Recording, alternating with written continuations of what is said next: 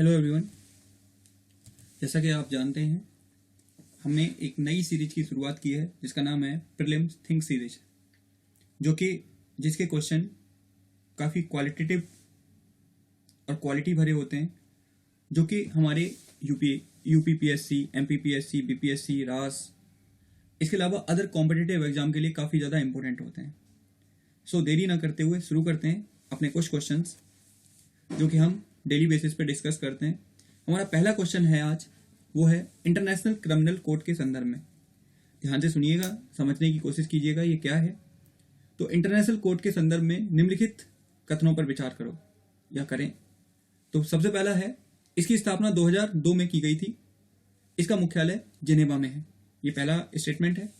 दूसरा स्टेटमेंट है, इस कोड के आदेश बाध्यकारी होते हैं। और तीसरा स्टेटमेंट है, भारत इस संस्था का स्थायी सदस्य है। तो आपसे क्वेश्चन पूछा है, इनमें से कौन सा कथन गलत है? क्या वो पहला कथन है, केवल एक, ऑप्शन बी है केवल दो, ऑप्शन सी है 1 2 3 तीनों, ऑप्शन डी है इनमें से कोई नहीं। 2 सेकंड सोचिए, उसके बाद मैं आपको आंसर देता हूं इस क्वेश्चन का। आई थिंक आपने सोच लिया होगा। तो देखो, पहला कथन, इसकी स्थापना 2000 में की गई थी, यहां तक तो सही है, लेकिन इसका मुख्यालय जिनेवा में नहीं है, वो है द हेग में। द हेग, और द हेग आपको पता है कहां पर है, वो नीदरलैंड के अंदर है। तो पहला स्टेटमेंट गलत हो जाता है हमारा। और जैसे ही पहला स्टेटमेंट गलत हुआ, यानी कि हमारा आंसर ये तो नहीं होगा। आगे बात करते हैं, इस कोर्ट के आदेश बाध्यकारी होते हैं, ये भी बिल्कुल गलत है। इस कोर्ट के आदेश बाध्यकारी नहीं होते हैं। और तीसरा, भारत इस संस्था का स्थायी सदस्य है, ये भी गलत है। भारत इस संस्था का सदस्य ही नहीं है, इंटरनेशनल क्रिमिनल कोड का सदस्य ही नहीं है। तो इसका आंसर हो जाएगा ऑप्शन सी। इसका आंसर हो जाएगा option C. Option C is the correct answer. चलते हैं अपने अगले क्वेश्चन पे, जो कि है हमारा, वो है, खबरों में रहा चुप न बैठो पहल का संबंध निम्न में से किससे है? यानी कि हाल में ही एक पहल की शुरुआत हुई थी जिसका नाम था चुप न बैठो पहल। अब क्वेश्चन पूछ रहा है, ये चुप न बैठो पहल का संबंध किससे है? ऑप्शन ए, कार्यस्थल पर होने वाले शोषण को रोकने के लिए है क्या है? दूसरा, उपभोक्ताओं को जागरूक करने के लिए है? तीसरा, सोशल मीडिया अभियान है कोई? या फिर डी, दिल्ली सरकार की पहल है? आपको बताना है इसमें से चुप ना बैठो पहल किससे संबंधित है। ऑप्शन आपके सामने है। तो 2 सेकंड सोचिए, फिर मैं इसका आंसर देता हूं। आई थिंक आपने सोच लिया होगा, कुछ दिन पहले हमने इसे करंट अफेयर्स में भी डिस्कस किया था। तो ये हमारा, इसका आंसर होगा option B. Option B is the right answer. यानी कि उपभोक्ताओं को जागरूक करने के लिए हाल में ही इस पहल की शुरुआत की गई है जिसका नाम है चुप ना बैठो पहल। और इसका मतलब क्या है कि उपभोक्ताओं को जागरूक किया जाएगा, जिससे कि उपभोक्ता अपने अधिकारों के बारे में अच्छे से समझ पाए, अच्छे से जान पाए। अगर कोई दुकानदार उन्हें मैनिपुलेट करता है, बेवकूफ बनाने की कोशिश करता है, तो वो उसके खिलाफ कंप्लेंट दर्ज करा सकें। इसीलिए चुप ना बैठो पहल की शुरुआत की गई है। अगले टॉपिक पे चलते हैं। अगला क्वेश्चन है हमारा, खबरों में रहा कपिला प्रोग्राम निम्न में से किससे संबंधित है? This is very very important question. So आप इसे किसी न किसी एग्जाम में जरूर पाएंगे। तो आपसे पूछा है कि कपिला प्रोग्राम निम्न में से किससे संबंधित है? पहला, पशुओं के प्रति जागरूकता फैलाने के लिए। दूसरा, बौद्धिक संपदा के प्रति जागरूकता फैलाने से। तीसरा, सरकार की ग्रामीण युवाओं के लिए नई योजना। या फिर चौथा, इनमें से कोई नहीं। 2 सेकंड सोचिए, उसके बाद मैं इसका आंसर देता हूं। आई थिंक आपने सोच लिया होगा। इसका आंसर है ऑप्शन बी। इसका आंसर है ऑप्शन बी। यानी कि हाल में ही क्या किया है, शिक्षा मंत्रालय ने बौद्धिक संपदा के प्रति जागरूकता फैलाने के लिए इस कपिला प्रोग्राम कैंपेन की शुरुआत की है, जिससे कि जो लोग नई नई चीजों को विकसित कर रहे हैं, नई नई चीजों की बना रहे हैं, उसको प्रति जागरूक किया जा सके और उनकी संपदा की सुरक्षा की जा सके। इसलिए कपिला प्रोग्राम की शुरुआत हाल ही में की गई थी। शिक्षा मंत्रालय के द्वारा इस पहल की शुरुआत की गई है। हमारे अगले क्वेश्चन पे चलते हैं, जो कि है हमारा, वो है, भारत के वनों के संदर्भ में निम्न कथनों पर विचार करें। आपसे पूछा है कि भारत में जो फॉरेस्ट है, वन का मतलब यहाँ पे फॉरेस्ट से है, उनके बारे में आपसे पूछा है। तो पहला स्टेटमेंट क्या दिया है, भारतीय वन नीति 1952 के अनुसार देश के कुल क्षेत्रफल के 33% भाग पर वन होने चाहिए। यानी कि इसमें यह कहा गया है कि भारत वन नीति 1952 जो है, उसके अनुसार हमारे देश के कुल क्षेत्रफल पर 33% भाग पर फॉरेस्ट होनी चाहिए, यानी कि वन होने चाहिए। पहला स्टेटमेंट। दूसरा स्टेटमेंट, भारत में सर्वाधिक वन सदाबहार प्रकार के हैं। दूसरा स्टेटमेंट ये पूछा है।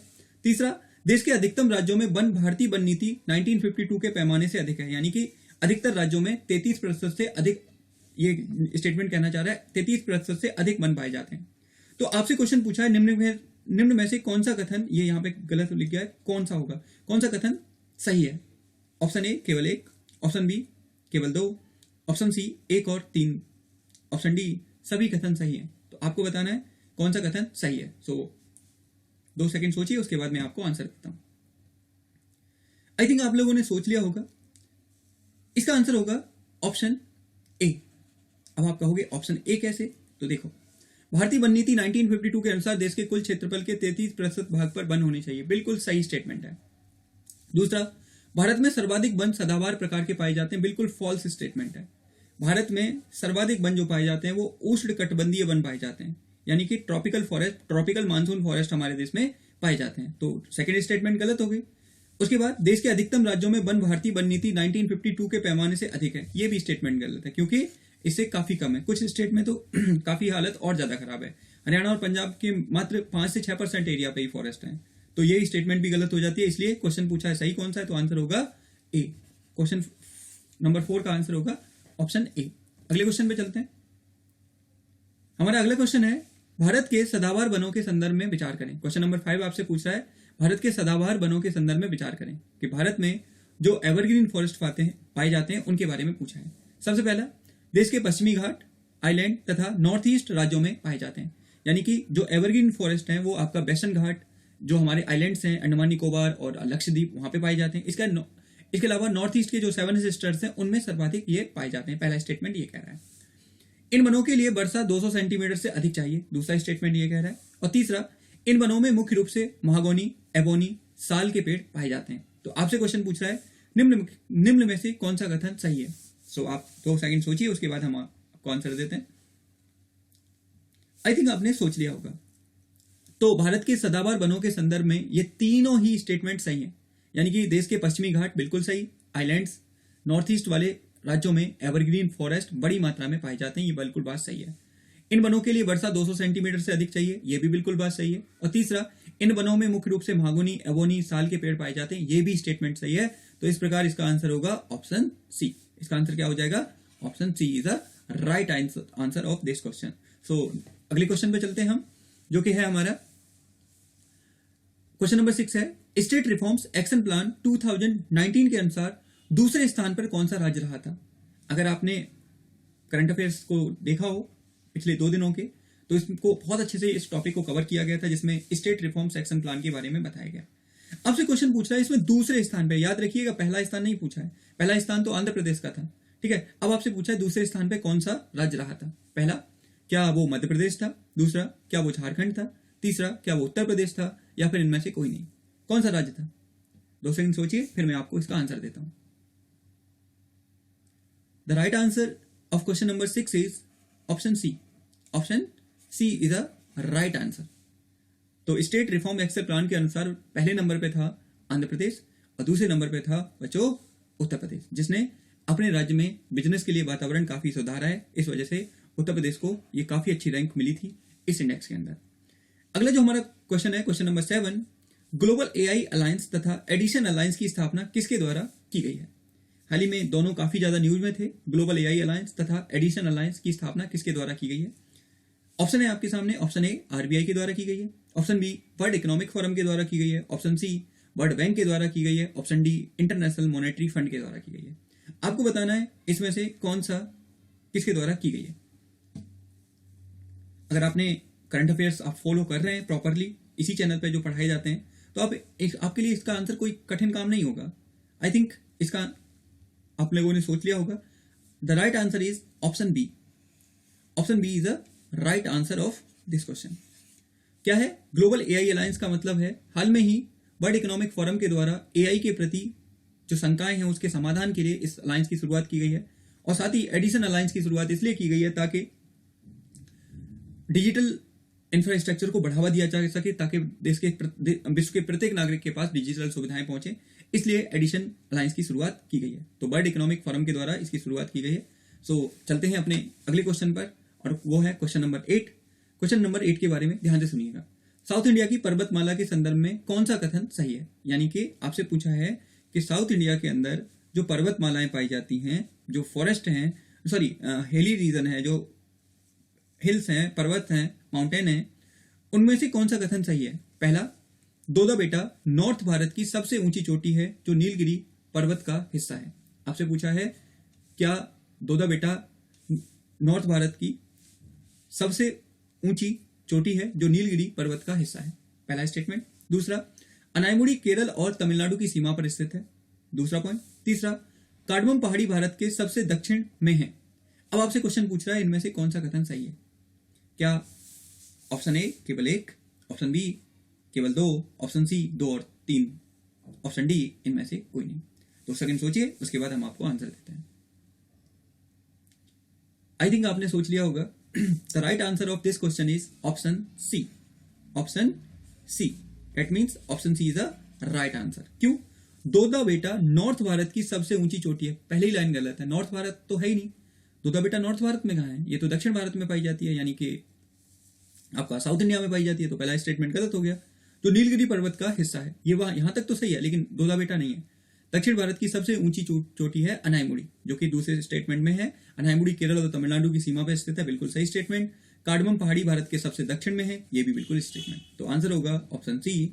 Option C is the right answer of question number 8। So next question is question number 9। Question number 9 है कि लिपुलेख दर्रा किस राज्य में स्थित है? आपसे पूछा है कि लिपुलेख दर्रा इनमें से किस राज्य में स्थित है? क्या वो हिमाचल प्रदेश में है, क्या वो उत्तराखंड में है, क्या वो सिक्किम में है, या जम्मू कश्मीर में है? किस राज्य में स्थित है? बताइए आप, 2 सेकंड सोचिए, फिर हम आपको आंसर देते हैं। आई थिंक आपने सोच लिया होगा। The right answer is Uttarakhand. Uttarakhand is the right answer. आपको याद रखना है उत्तराखंड के बारे में। उत्तराखंड में ही आपको लिपुलेख मिलेगा, भीमताल, नलीताल, तल्लीताल, नैनीताल, ये सारे के सारे चीजें आपको यहीं पर मिलेगी। और उत्तराखंड के बारे में आप जानते हैं, यहाँ के जो सीएम है वो त्रिवेंद्र सिंह रावत हैं, यहाँ की गवर्नर हैं बेबी रानी मौर्य हैं, राजधानी इसकी 2 हैं, देहरादून और गैरसैंण, जो हाल में ही बनाई गई हैं। इसके अलावा यहाँ पे कई सारी नई शुरुआत की गई हैं, तो वो भी आपको करंट अफेयर आप फॉलो कर रहे हैं तो आपको सारी इन्फॉर्मेशन उसमें मिलती रहेगी। सो देरी न करते हुए अगले क्वेश्चन में चलते हैं। द क्वेश्चन नंबर 10 जो है हमारा, बैंकॉक डिक्लेरेशन के आधार पर किस संगठन का निर्माण किया गया था? आपसे क्वेश्चन पूछा है कि बैंकॉक डिक्लेरेशन के आधार पर कौन सा संगठन इनमें से बनाया गया था? क्या वो आसियान है, यूरोपीय संघ है, यूएनओ है, या फिर वर्ल्ड बैंक है? आपको बताना है कौन सा बनाया गया था। तो 2 सेकंड आप सोचिए, फिर मैं आपको आंसर देता हूं। आपको पता है इसका आंसर होगा option A. Option A is the right answer of this question, option A. आपको याद रखना है 1967 में बैंकॉक घोषणा पत्र के आधार पर, बैंकॉक डिक्लेरेशन के आधार पर 10 देशों के द्वारा आसियान की शुरुआत की गई थी, जो जिसमें दक्षिण पूर्व एशिया के मुख्य रूप से देश आते हैं। इस आसियान का मुख्यालय आपको मिलेगा जकार्ता, इंडोनेशिया में, और ये काफी उभरता हुआ एक संगठन है, क्षेत्रीय संगठन है। यूरोपीय संघ की शुरुआत की गई थी 1992 में, और इसका मुख्यालय आपको मिलेगा ब्रुसेल्स, बेल्जियम के अंदर। ठीक है। यूएनओ की शुरुआत आपको पता है 1945 में की गई थी। इसका मुख्यालय आपको कहाँ मिलेगा? तो इसका मुख्यालय मिलेगा अमेरिका के न्यूयॉर्क के अंदर। वर्ल्ड बैंक, उसका मुख्यालय वॉशिंगटन डीसी में आपको मिलेगा। अगले क्वेश्चन पे चलते हैं, जो कि आप लोगों के लिए प्रैक्टिस क्वेश्चन होगा। अभ्यास प्रश्न यहाँ पे लिखा हुआ है, आप लोगों के लिए अभ्यास प्रश्न है। क्वेश्चन पूछा है, किस राज्य या संघ शासित प्रदेश ने हाल में ही स्विच अभियान की शुरुआत की है? यानी कि स्विच अभियान की शुरुआत की है। आपसे पूछा है गोवा ने, दिल्ली ने, सिक्किम ने और केरल ने। साथ में आपको यह भी बताना है कि स्विच अभियान किससे संबंधित है। आप इसका आंसर कमेंट बॉक्स में दीजिएगा, जिससे कि और लोगों को पता लग सके, और आपको जितनी भी इंफॉर्मेशन आती है तो आप इसका आंसर कमेंट बॉक्स में दे सकते हैं। जिसका आंसर अच्छा होगा उसको मैं पिन कर दूंगा, ताकि दूसरे भी उससे सीख सकें। तो ये थे हमारे क्वेश्चंस, जिसको कुछ क्वेश्चंस इसमें करंट अफेयर्स के होते हैं और कुछ क्वेश्चंस ट्रेडिशनल जीके के होते हैं। अगर आपको ये मेरी पहल पसंद आती है तो इसे, मेरे चैनल को सब्सक्राइब करें, वीडियो को लाइक करें, कमेंट करें, और इसे दूसरों के साथ शेयर करें, ताकि यह चैनल थोड़ा ग्रो करे। तो मिलते हैं ऐसे ही किसी नई वीडियो में। तब तक के लिए आप सभी का धन्यवाद। God bless you all of you.